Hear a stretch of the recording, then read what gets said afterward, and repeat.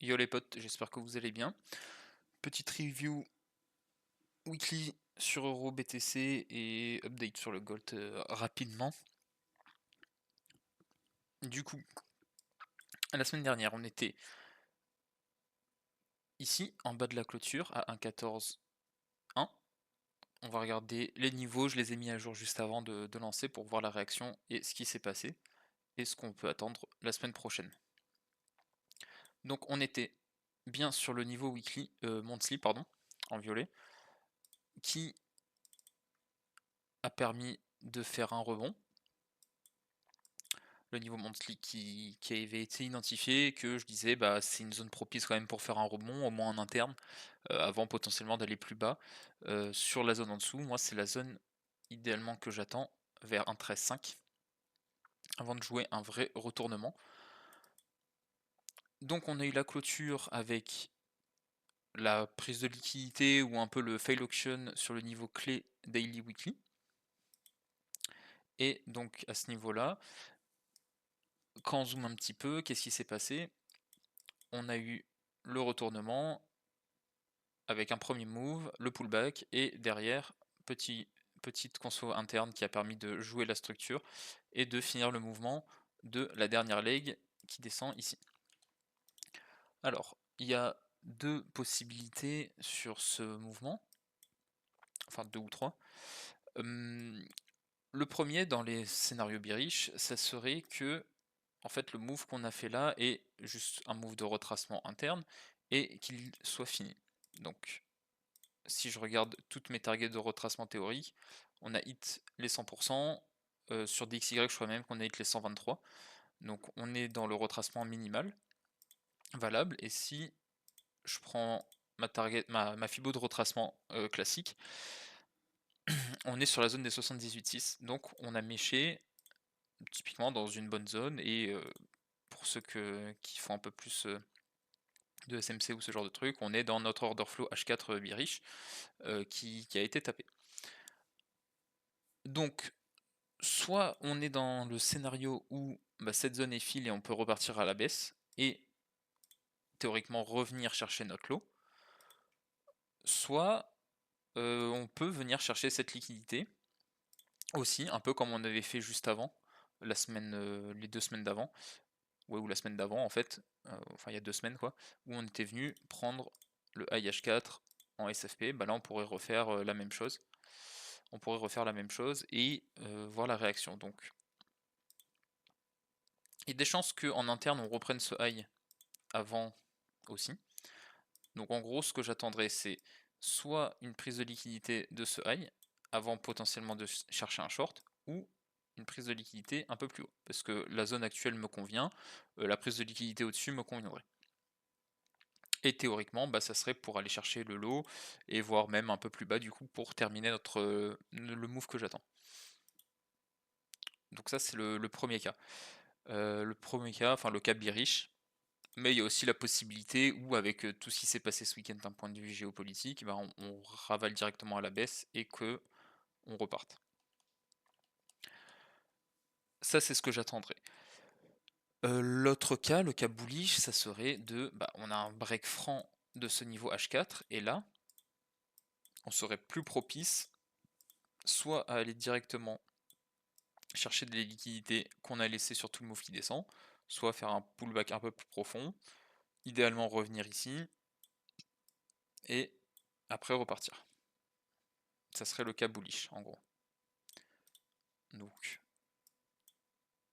ce qu'on attend, si on break à la hausse, moi j'attendrais un truc comme ça, un break franc, je regarde ce qui se passe dans mon OTE, et si j'ai une petite structure M15 qui me convient, qui casse à la hausse, je pourrais être plus safe dans mes longues. Sinon pour l'instant, attention, toujours plutôt bearish d'un point de vue H4. Et quand on zoome sur le M15, du coup, on disait la semaine dernière, il fallait repasser au-dessus de ce high, ici. Je vais pas le marquer, je vais marquer comme ça. On repassait au-dessus de ce high. Donc on a eu un premier move, un retracement un peu plus profond, qui est revenu.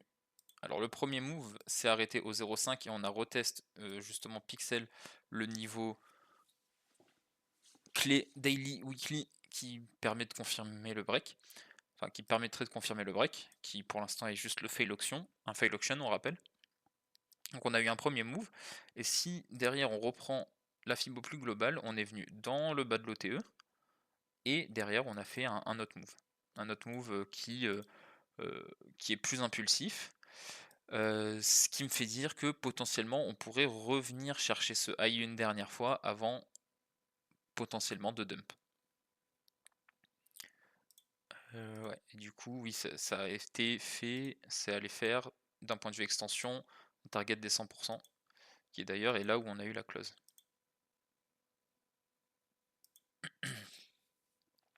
L'open daily de vendredi, pardon.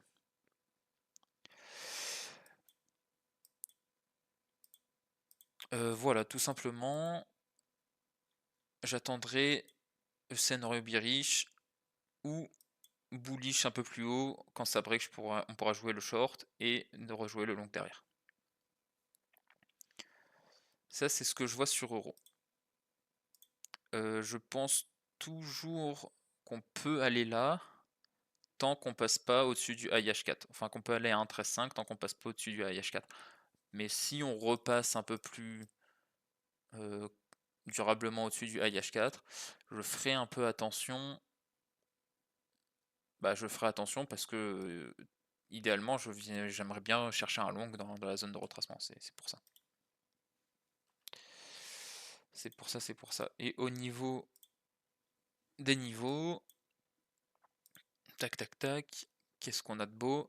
J'ai mis à jour. Ouais, on s'est arrêté du coup aussi sur le Previous Weekly, qui était une confluence en plus. C'est pour ça que j'ai mis en P. Donc ça fait une confluence de top en plus sur le move qui remonte. Donc à voir si on arrive à flip pour aller plus haut, ou on prend juste une liquidité, on peut repartir bear.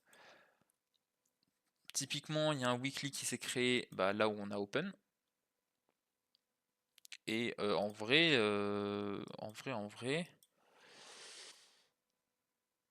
oui, parce on a continué à la hausse.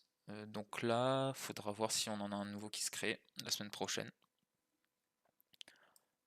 Sinon, pas plus de niveau. Ce monthly, je le laisse pour l'instant parce que le mois est toujours en cours. Ce qu'il faut savoir, c'est que du coup, on arrive à la fin du mois déjà, ça sera la dernière semaine, mais c'est aussi une clôture trimestrielle. Donc, historiquement, il se passe pas grand chose. Là, après, en ce moment, bon, c'est pas trop sûr non plus.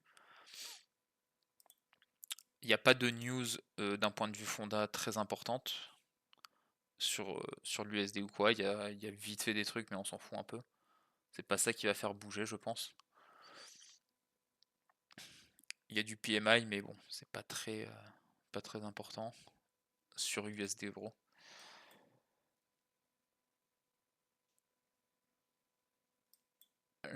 Voilà, donc moyen terme, la picture c'est toujours la même. H4 ici à break ou à ne pas break pour rester short. Et M15 théoriquement, j'ai l'impression qu'il manque un high, mais en même temps on a atteint déjà les targets. Donc j'attendrai un peu plus de confirmation, soit au-dessus, soit ici. Soit s'il n'y a pas de reprise et qu'on continue comme ça, à partir vers la baisse, je ferai un peu plus attention, mais c'est possible aussi.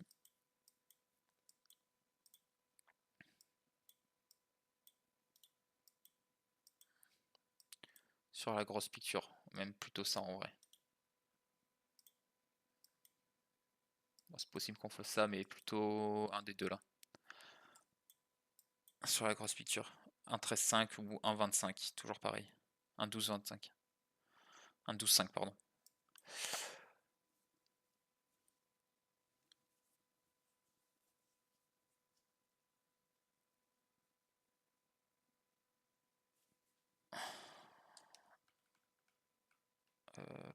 Voilà. Tac. Donc ça c'est pour Euro.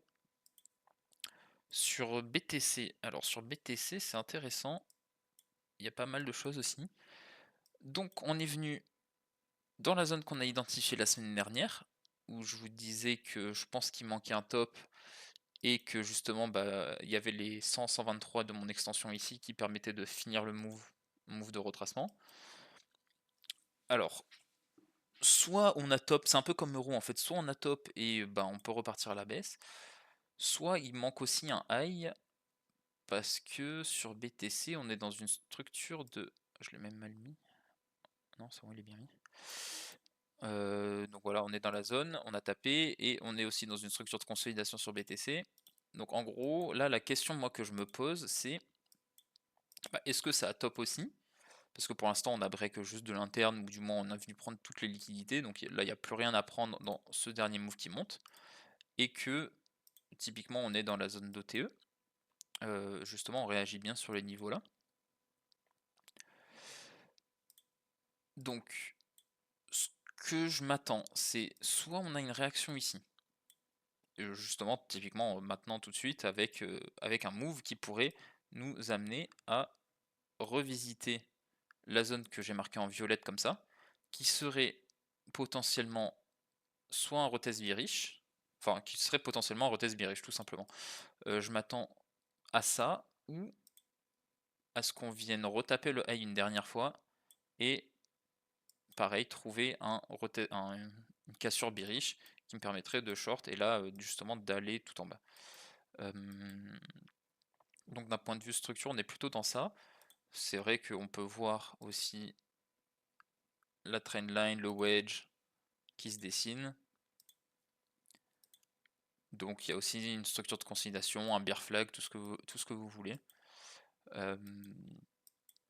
En attendant, bah voilà, là on est entre deux. Globalement, faut pas short ici. Là, il y a plutôt un petit long à aller jouer pour chercher justement cet FVG et cet order flow en gros.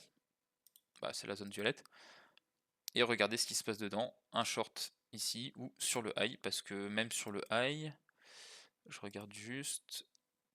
Ouais, on avait tapé le VWAP purely,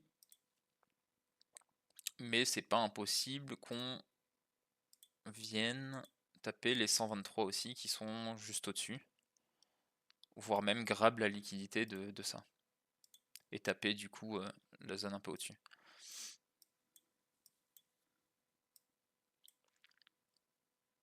Mais ouais, typiquement, peut-être une bonne zone à long ici, si on arrive à valider à court terme. Peut-être en repassant au-dessus de 69 555. Mais idéalement, j'attends un short un peu plus au-dessus, parce que je pense toujours qu'on ira plus bas sur le long terme.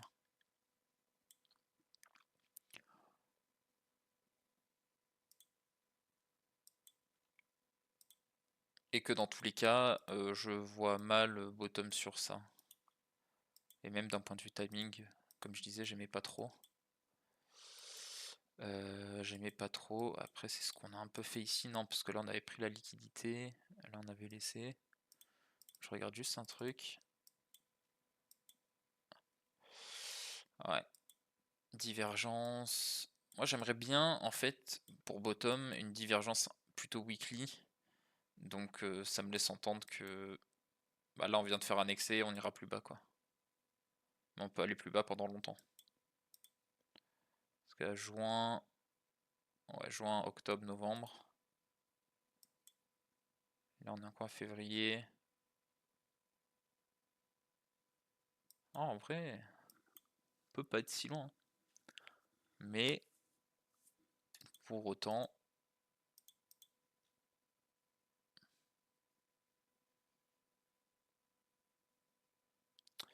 Ouais. Voilà, donc mon plan pour la semaine, c'est plutôt ça. Plutôt de chercher un short comme ça. Et d'aller grab ces liquidités. Donc, chaque fois qu'on vient prendre taper un lot, c'est des TP potentiels.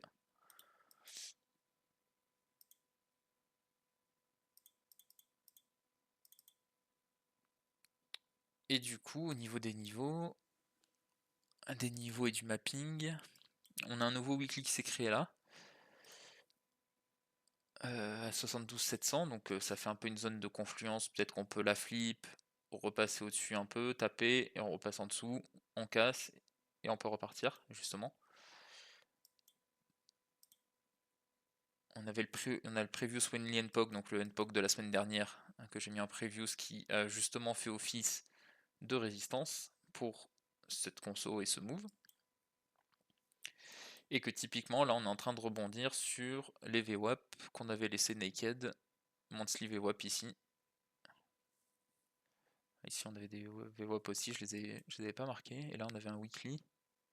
Ah non mais ça c'est ceux en cours. T'as le monthly VWAP, t'as le weekly de la semaine dernière, et je l'ai pas marqué. Bon whatever. De toute façon maintenant ils sont tapés.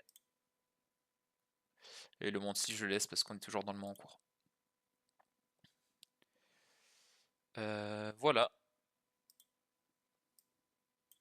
Voilà en gros. On va essayer de rester simple, pas trop surchargé d'informations.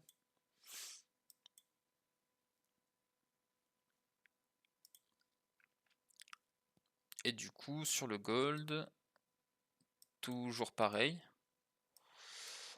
Toujours pareil, dans le sens où on était biriche et que bon, on n'a pas tapé la zone au-dessus, ce qui est un peu dommage.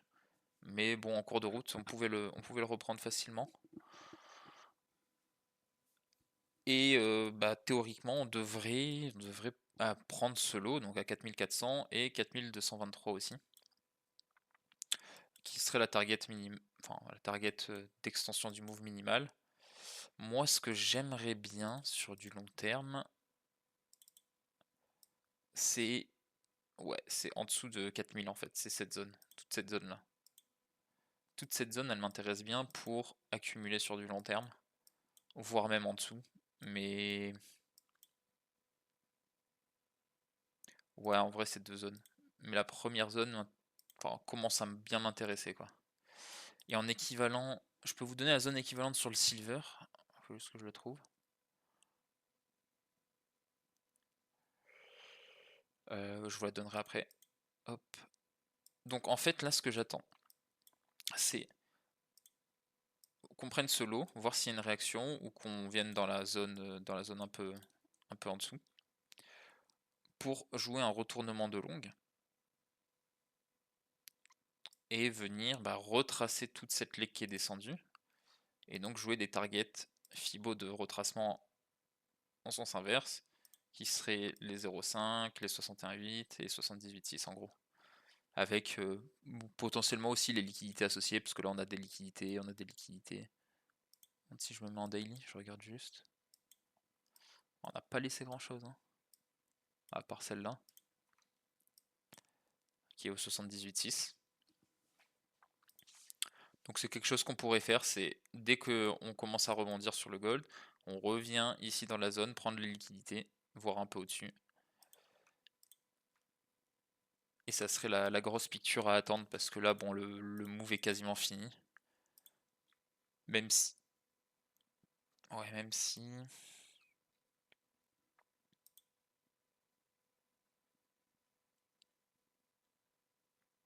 On commence déjà à diverger.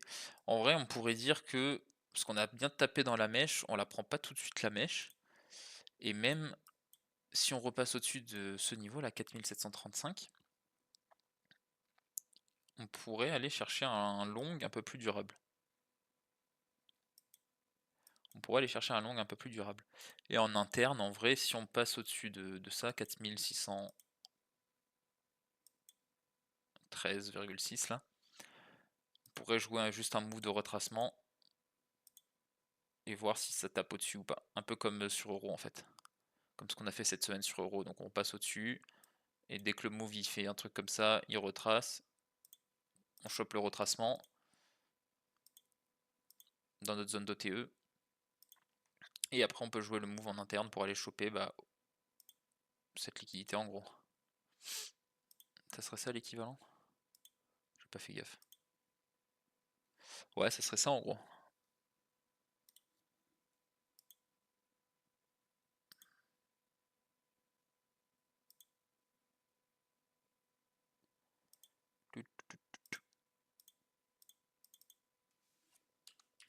Hop. Hop.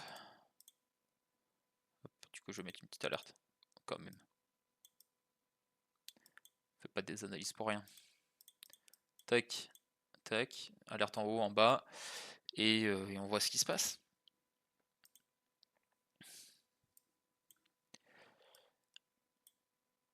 voit ce qui se passe s'il donne une entrée derrière. Alors la zone équivalente sur le silver à long terme, justement, je regardais vite fait tout à l'heure. En gros, on est dans la même configuration que le gold, donc même scénario plus ou moins. On va pas revenir. Vous faites la même chose sur le gold, sur le silver que sur le gold. Mais sur le long terme, ouais, je regardais en log plutôt.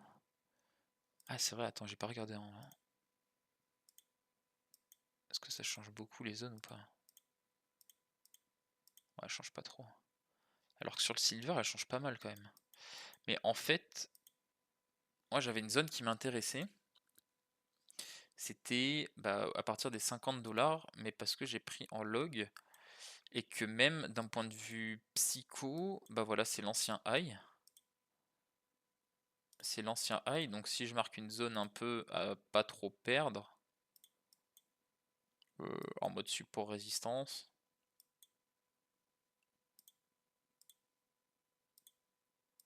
En gros, on aurait une bonne zone d'accumulation qui pourrait se créer entre, alors, soit au-dessus d'ici, soit entre ces deux bornes. Pour le long terme, long terme, hein, c'est les accumulations du silver, ouais voilà, ça met 10 ans quoi. Donc ça serait vraiment sur les prochaines années, en dessous de 50, enfin à partir de 50, moi ça m'intéresse, hein. Un gros ping-pong ici, voire on commence ici, on va en dessous. Ça m'intéresse si on me refait rebelote quoi. Mais ouais, c'est des moves qui prennent longtemps. Parce que là on avait top 2011, bottom 2015, donc ça aurait 4 ans au moins. Mais ouais, ça peut recommencer à devenir intéressant. Sachant que ça va potentiellement de plus en plus vite, du moins les cycles de liquidité comme ça. Ils sont plus rapides, plus intenses. Donc ouais, en dessous de 50, je pense pour du long terme, en mode investissement, c'est pas déconnant. Et ça fait partie de mon plan aussi.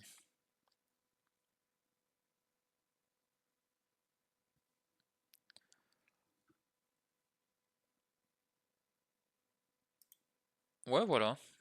Je pense qu'on a fait le tour. On va pas trop blablater, on reste assez simple avec des niveaux et clairs. Parce que bah, la situation fait que c'est un peu chelou à trade des fois. Où ça part vite, ça consolide beaucoup, ça part très vite. Donc attendez des confirmations, même si des fois bah, c'est normal que dans des périodes comme ça un peu différentes, on va dire, des setups qui ont l'habitude de passer, d'exister, ou voilà, où on a l'habitude d'attendre des retests ou des confirmations, bah, elles y sont pas forcément parce que le marché ne laisse pas le temps justement de les créer et qu'il a besoin de partir vite sur ces zones. Donc c'est normal aussi de prendre un peu de recul dans ces moments. Donc faites attention à vous. Et sur ce, je vous souhaite un bon week-end, un bon dimanche, une bonne soirée et une bonne semaine de trading. Faites attention à vous la semaine prochaine. Et après, le calme reviendra et on pourra encore mieux trade. Profitez-en pour développer vos stratégies et tout ce genre de choses. C'est les périodes comme ça où il faut prendre un peu de recul aussi. Sur ce, bonne soirée.